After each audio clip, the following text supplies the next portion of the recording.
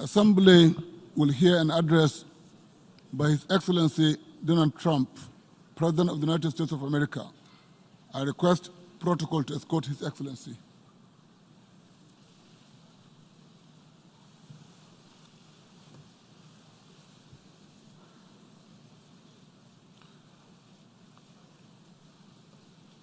On behalf of the General Assembly, I have the honor to welcome to the United Nations His Excellency Donald Trump, President of the United States of America, and to invite him to address the Assembly.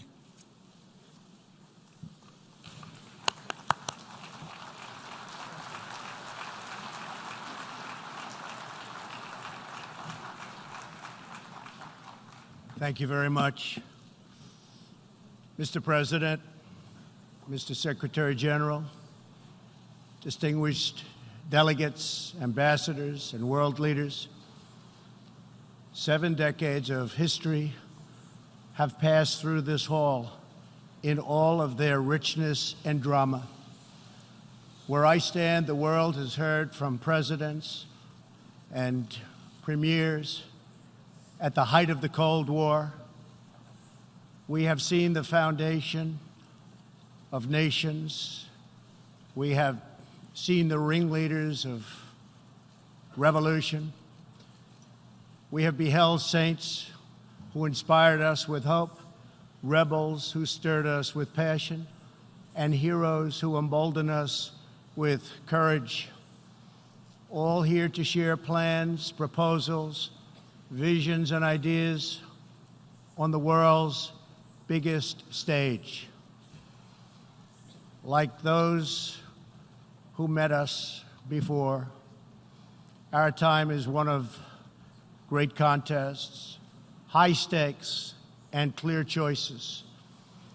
The essential divide that runs all around the world and throughout history is once again thrown into stark relief.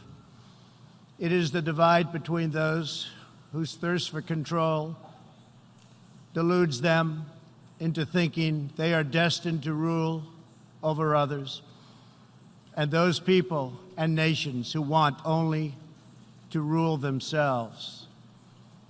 I have the immense privilege of addressing you today as the elected leader of a nation that prizes liberty, independence, and self-government above all. The United States, after having spent over $2.5 trillion since my election to completely rebuild our great military, is also by far the world's most powerful nation. Hopefully, it will never have to use this power. Americans know that in a world where others seek conquest and domination, our nation must be strong in wealth, in might, and in spirit. That is why the United States vigorously defends the traditions and customs that have made us who we are. Like my beloved country, each nation represented in this hall has a cherished history, culture, and heritage that is worth defending and celebrating, and which gives us our singular potential and strength. The free world must embrace its national foundations. It must not attempt to erase them or replace them. Looking around and all over this large, magnificent planet, the truth is plain to see.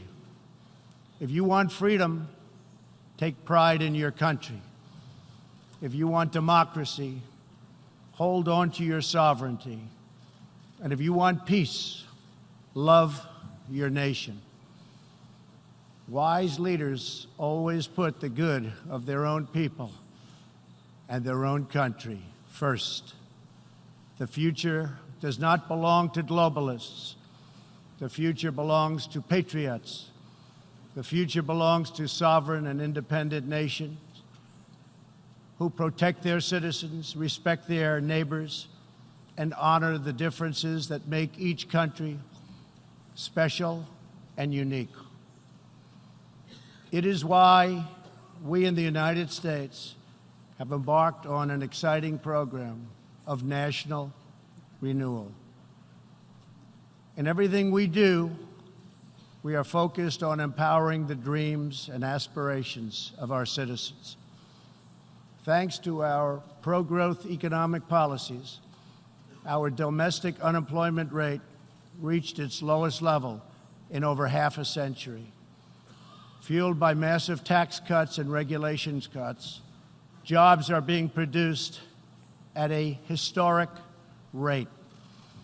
6 million Americans have been added to the employment rolls in under 3 years. Last month, African American, Hispanic American, and Asian American unemployment reached their lowest rates ever recorded. We are marshaling our nation's vast energy abundance, and the United States is now the #1 producer of oil and natural gas anywhere in the world. Wages are rising, incomes are soaring, and 2.5 million Americans have been lifted out of poverty in less than 3 years. As we rebuild the unrivaled might of the American military, we are also revitalizing our alliances by making it very clear that all of our partners are expected to pay their fair share of the tremendous defense burden which the United States has borne in the past.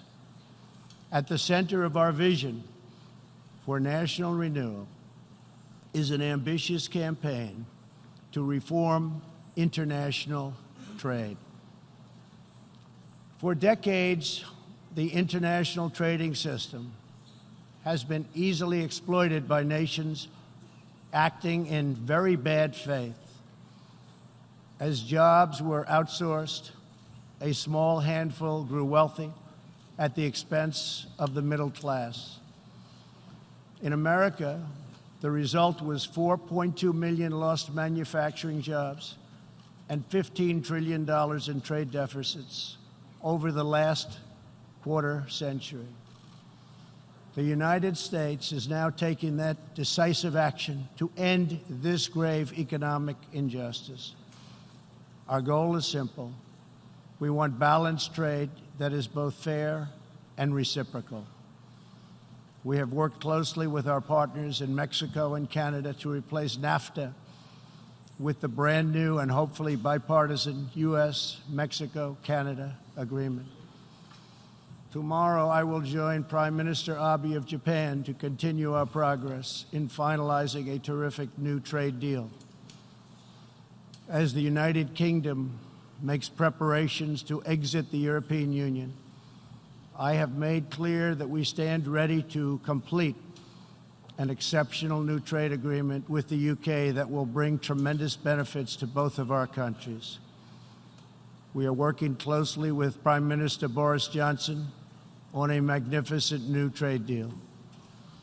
The most important difference in America's new approach on trade concerns our relationship with China. In 2001, China was admitted to the World Trade Organization. Our leaders then argued that this decision would compel China to liberalize its economy and strengthen protections to provide things that were unacceptable to us, and for private property, and for the rule of law. 2 decades later, this theory has been tested and proven completely wrong. Not only has China declined to adopt promised reforms, it has embraced an economic model dependent on massive market barriers, heavy state subsidies, currency manipulation, product dumping, forced technology transfers, and the theft of intellectual property, and also trade secrets on a grand scale. As just one example, I recently met the CEO of a terrific American company, Micron Technology, at the White House. Micron produces memory chips used in countless electronics. To advance the Chinese government's 5-year economic plan, a company owned by the Chinese state allegedly stole Micron's designs, valued at up to $8.7 billion. Soon, the Chinese company obtains patents for nearly an identical product, and Micron was banned from selling its own goods in China. But we are seeking justice. The United States lost 60,000 factories after China entered the WTO. This is happening to other countries all over the globe.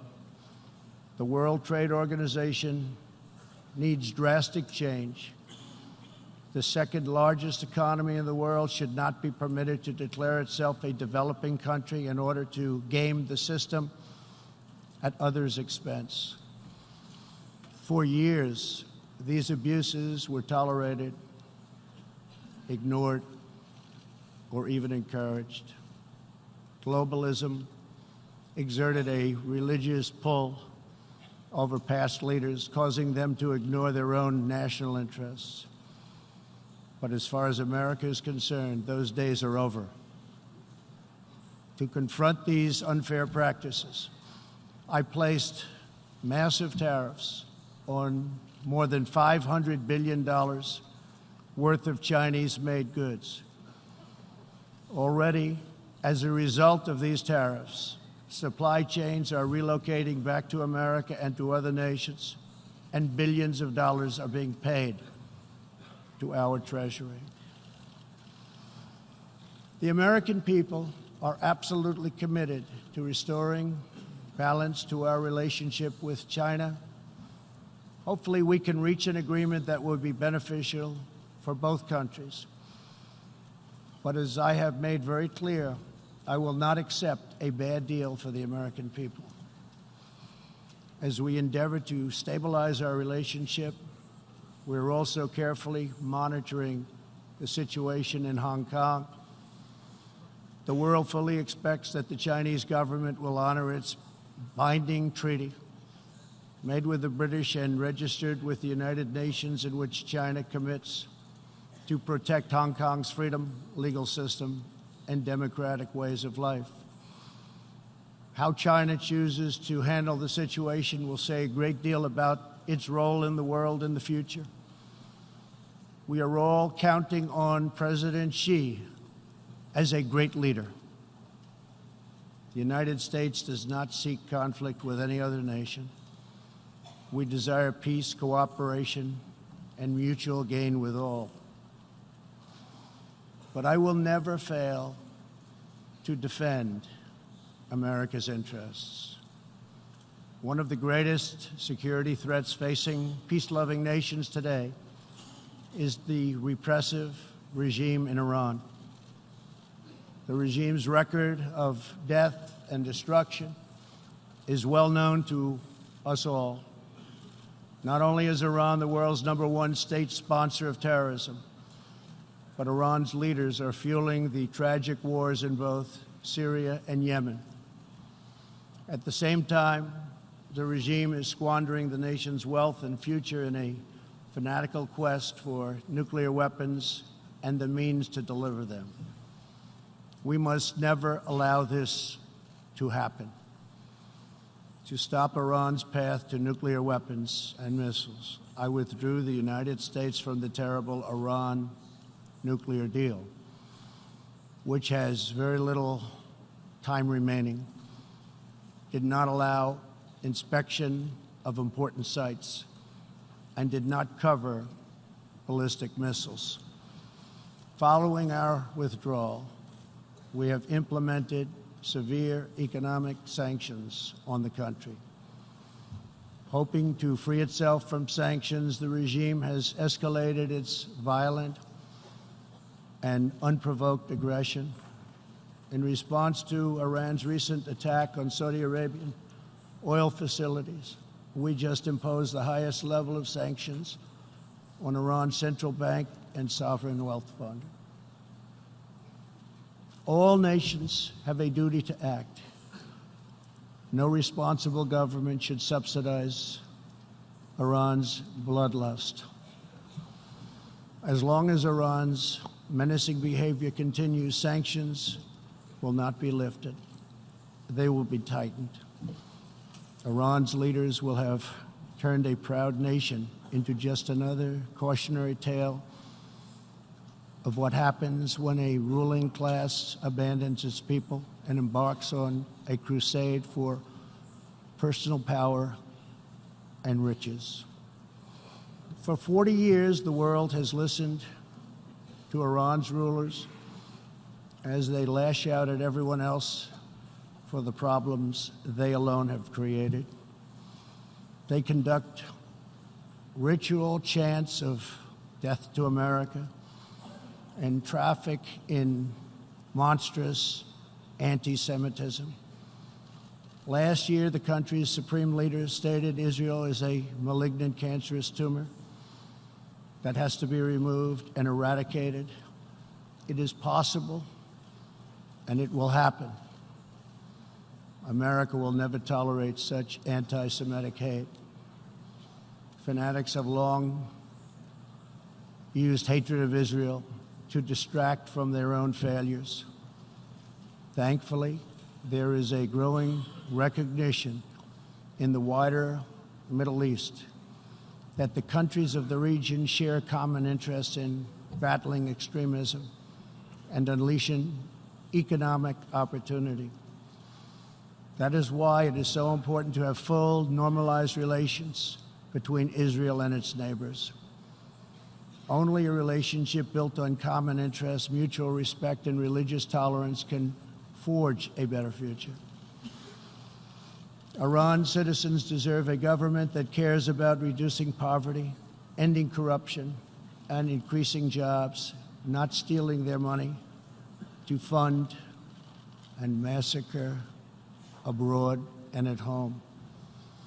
After 4 decades of failure, it is time for Iran's leaders to step forward and to stop threatening other countries and focus on building up their own country. It is time for Iran's leaders to finally put the Iranian people first. America is ready to embrace friendship with all who genuinely seek peace and respect. Many of America's closest friends today were once our greatest foes. The United States has never believed in permanent enemies. We want partners, not adversaries. America knows that while anyone can make war, only the most courageous can choose peace. For this same reason, we have pursued bold diplomacy on the Korean Peninsula. I have told Kim Jong-un what I truly believe, that like Iran, his country is full of tremendous untapped potential, but that to realize that promise, North Korea must denuclearize. Around the world, our message is clear. America's goal is lasting. America's goal is harmony. And America's goal is not to go with these endless wars, wars that never end. With that goal in mind, my administration is also pursuing the hope of a brighter future in Afghanistan. Unfortunately, the Taliban has chosen to continue their savage attacks. We will continue to work with our coalition of Afghan partners to stamp out terrorism, and we will never stop working to make peace a reality. Here in the Western Hemisphere, we are joining with our partners to ensure stability and opportunity all across the region. In that mission, one of our most critical challenges is illegal immigration, which undermines prosperity, rips apart societies, and empowers ruthless criminal cartels. Mass illegal migration is unfair, unsafe, and unsustainable for everyone involved. The sending countries and the depleted countries, and they become depleted very fast, but their youth is not taken care of, and human capital goes to waste. The receiving countries are overburdened with more migrants than they can responsibly accept, and the migrants themselves are exploited, assaulted, and abused by vicious coyotes. Nearly 1/3 of women who make the journey north to our border are sexually assaulted along the way. Yet here in the United States and around the world, there is a growing cottage industry of radical activists and non-governmental organizations that promote human smuggling. These groups encourage illegal migration and demand erasure of national borders. Today, I have a message for those open border activists who cloak themselves in the rhetoric of social justice. Your policies are not just. Your policies are cruel and evil. You are empowering criminal organizations that prey on innocent men, women, and children. You put your own false sense of virtue before the lives, well-being, and countless innocent people. When you undermine border security, you are undermining human rights and human dignity. Many of the countries here today are coping with the challenges of uncontrolled migration. Each of you has the absolute right to protect your borders. And so, of course, does our country. Today, we must resolve to work together to end human smuggling, end human trafficking, and put these criminal networks out of business for good. To our country, I can tell you sincerely, we are working closely with our friends in the region, including Mexico, Canada, Guatemala, Honduras, El Salvador, and Panama, to uphold the integrity of borders and ensure safety and prosperity for our people. I would like to thank President López Obrador of Mexico for the great cooperation we are receiving and for right now putting 27,000 troops on our southern border. Mexico is showing us great respect, and I respect them in return. The U.S., we have taken very unprecedented action to stop the flow of illegal immigration. To anyone conducting crossings of our border illegally, please hear these words. Do not pay the smugglers. Do not pay the coyotes. Do not put yourself in danger. Do not put your children in danger, because if you make it here, you will not be allowed in. You will be promptly returned home. You will not be released into our country. As long as I am President of the United States, we will enforce our laws and protect our borders. For all of the countries of the Western Hemisphere, our goal is to help people invest in the bright futures of their own nation. Our region is full of such incredible promise, dreams waiting to be built, and national destinies for all. And they are waiting also to be pursued. Throughout the hemisphere, there are millions of hardworking, patriotic young people eager to build, innovate, and achieve. But these nations cannot reach their potential if a generation of youth abandon their homes in search of a life elsewhere. We want every nation in our region to flourish and its people to thrive in freedom and peace. In that mission, we are also committed to supporting those people in the Western Hemisphere who live under brutal oppression, such as those in Cuba, Nicaragua, and Venezuela. According to a recent report from the UN Human Rights Council, women in Venezuela stand in line for 10 hours a day waiting for food. Over 15,000 people have been detained as political prisoners. Modern-day death squads are carrying out thousands of extrajudicial killings. The dictator Maduro is a Cuban puppet protected by Cuban bodyguards, hiding from his own people, while Cuba plunders Venezuela's oil wealth to sustain its own corrupt communist rule. Since I last spoke in this hall, the United States and our partners have built a historic coalition of 55 countries that recognize the legitimate government of Venezuela.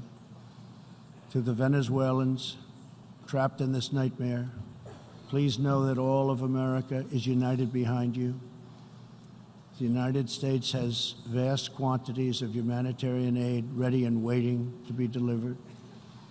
We're watching the Venezuela situation very closely. We await the day when democracy will be restored, when Venezuela will be free, and when liberty will prevail throughout this hemisphere. One of the most serious challenges our countries face is the specter of socialism. It's the wrecker of nations and destroyer of societies. Events in Venezuela remind us all that socialism and communism are not about justice. They are not about equality. They are not about lifting up the poor. And they are certainly not about good of the nation. Socialism and communism are about one thing only: power for the ruling class. Today I repeat a message for the world that I have delivered at home. America will never be a socialist country. In the last century, socialism and communism killed 100 million people. Sadly, as we see in Venezuela, the death toll continues in this country. These totalitarian ideologies, combined with modern technology, have the power to excise new and disturbing forms of suppression and domination. For this reason, the United States is taking steps to better screen foreign technology and investments and to protect our data and our security. We urge every nation present to do the same.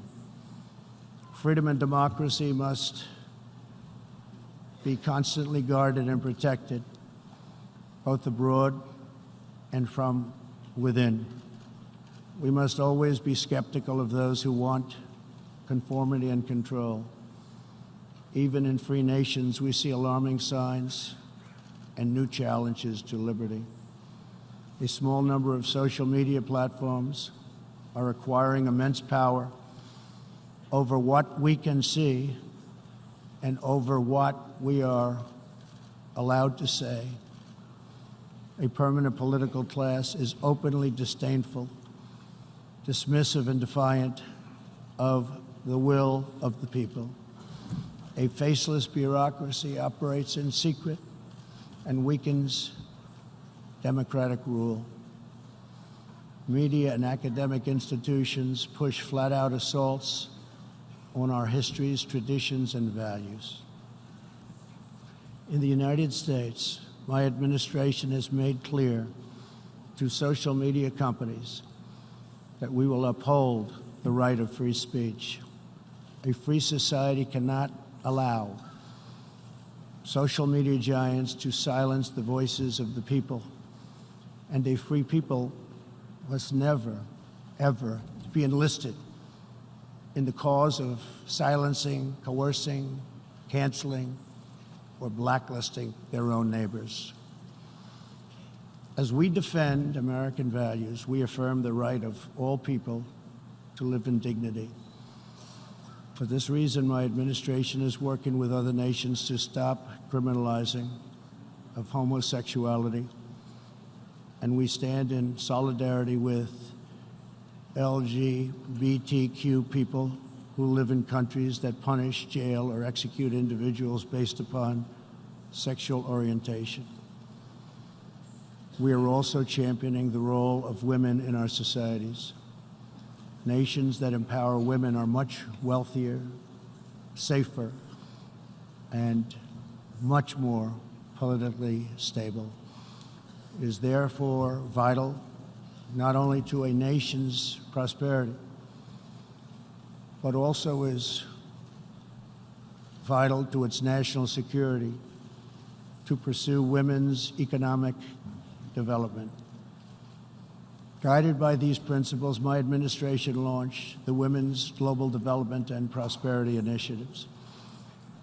The WGDP is the first ever government-wide approach to women's economic empowerment, working to ensure that women all over the planet have the legal right to own and inherit property, work in the same industries as men, travel freely, and access credit and institutions. Yesterday, I was also pleased to host leaders for a discussion about an ironclad American commitment protecting religious leaders and also protecting religious freedom. This fundamental right is under growing threat around the world. Hard to believe, but 80% of the world's population lives in countries where religious liberty is in significant danger or even completely outlawed. Americans will never fire or tire in our effort to defend and promote freedom of worship and religion. We want and support religious liberty for all. Americans will also never tire of defending innocent life. We are aware that many United Nations projects have attempted to assert a global right to taxpayer-funded abortion on demand, right up until the moment of delivery.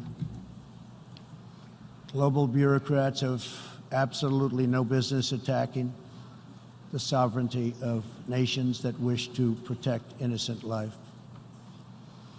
Like many nations here today, we in America believe that every child, born and unborn, is a sacred gift from God. There is no circumstance under which the United States will allow international entries to trample on the rights of our citizens, including the right to self-defense. That is why this year I announced that we will never ratify the UN Arms Trade Treaty, which would threaten the liberties of law-abiding American citizens. The United States will always uphold our constitutional right to keep and bear arms. We will always uphold our Second Amendment. The core rights and values America defends today were inscribed in America's founding documents. Our nation's founders understood that there will always be those who believe they are entitled to wield power and control over others. Tyranny advances under many names and many theories, but it always comes down to the desire for domination. It protects not the interests of many, but the privilege of few. Our founders gave us a system designed to restrain this dangerous impulse. They chose to entrust American power to those most invested in the fate of our nation, a proud and fiercely independent people. The true good of a nation can only be pursued by those who love it, by citizens who are rooted in its history, who are nourished by its culture, committed to its values, attached to its people, and who know that its future is theirs to build or theirs to lose. Patriots see a nation and its destiny in ways no one else can. Liberty is only preserved, sovereignty is only secured, democracy is only sustained, greatness is only realized by the will and devotion of patriots. In their spirit is found the strength to resist oppression, the inspiration to forge legacy, the goodwill to seek friendship, and the bravery to reach for peace.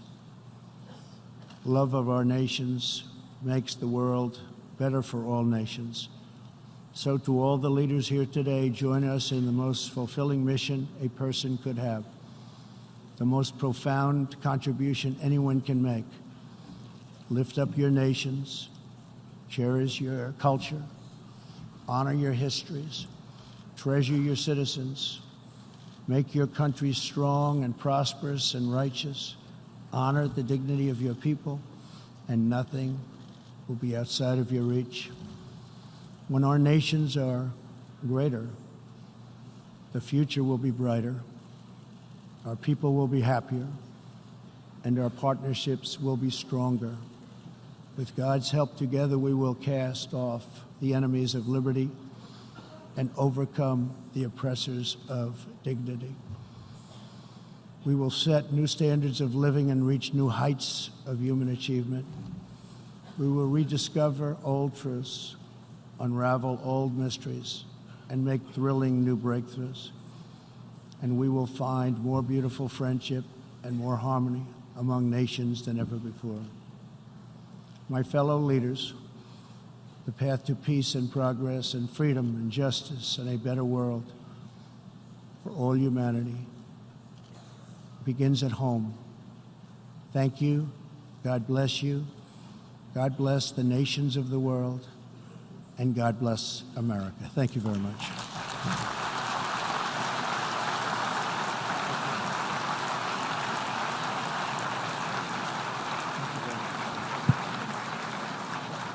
On behalf of the General Assembly, I wish to thank the President of the United States of America for the statement just made. May I request the representatives to remain seated while we greet the President, after which the meeting will stand suspended for 5 minutes before resuming to hear the next speaker.